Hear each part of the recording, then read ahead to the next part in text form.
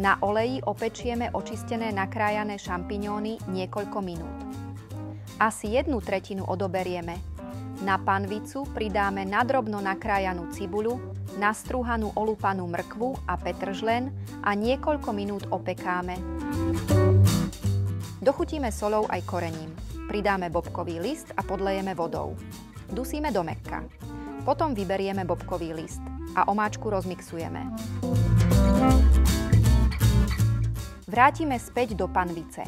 Zvlášť vymiešame mlieko so smotanou a s múkou a za stáleho miešania vlejeme do omáčky. Necháme prevrieť, aby omáčka zhustla, vrátime do nej odložené opečené šampiňóny, podľa chuti ešte osolíme a okoreníme a servírujeme s knedlou.